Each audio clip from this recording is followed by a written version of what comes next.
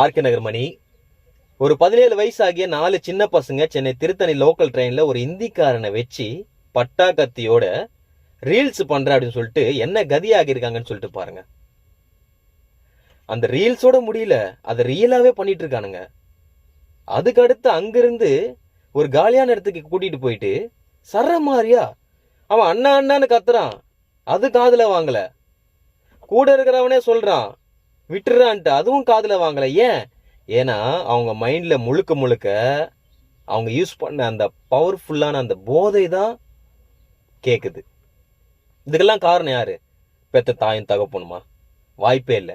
எந்த தாயும் தகப்பனும் இந்த வழியில போ, அது நல்ல வழியில போ அப்படின்னு தான் சொல்லுவாங்களே தவிர தண்ணி அடி, சிகரெட் அடி, இவனை போட்டு ஏறி மெதி அப்படின்னு சொல்ல மாட்டாங்க. இன்னைக்கு எல்லா தாய்மார்களும் கதறது என்ன தெரியுமா? இந்த போதைப் பொருட்களை ஒழிச்சு கட்டுங்க, இந்த டாஸ்மார்க்கை இழுத்து மூடுங்க அப்படின்னு சொல்லிட்டு கத்துறாங்க, கதறாங்க. அதெல்லாம் காதுல விழுகல. தளபதி ஒரு வார்த்தை சொல்லிட்டா போதும், உடனே மேடைய போட்டு மக்களோட வரி பணத்துல எந்த கொம்பனும் குறை சொல்ற அளவுக்கு நாங்க ஆட்சி நடத்திட்டு இருக்கோம் அப்படின்னு சொல்றது.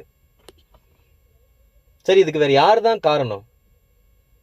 எந்த லோக்கல் ட்ரெயின்ல டிக்கெட்டு வாங்கி பயணிக்கிற அந்த பேசஞ்சரு எங்க இறங்கணுமோ அது வரைக்கும் சேஃப்டியா போய் சேர்றாங்களா இல்லையா அப்படின்ட்டு எந்த லோக்கல் ட்ரெயின்ல சென்ட்ரல் கவர்மெண்ட் ஒரு காவல்துறையை போட்டிருக்காங்க? நீங்க பாத்திருக்கீங்களா? டிக்கெட் எடுக்கல அப்படின்னாக்கா டிடிஆர் வந்து ஃபைன் போட தெரியுது இல்லையா? டிக்கெட் எடுத்து நாங்க சேஃப்டியா போறோமா இல்லையா அப்படின்னு சொல்லிட்டு ஏன் கண்காணிக்க மாட்டேங்கிறீங்க? சரி, இது வேற யாரு தான் காரணம்?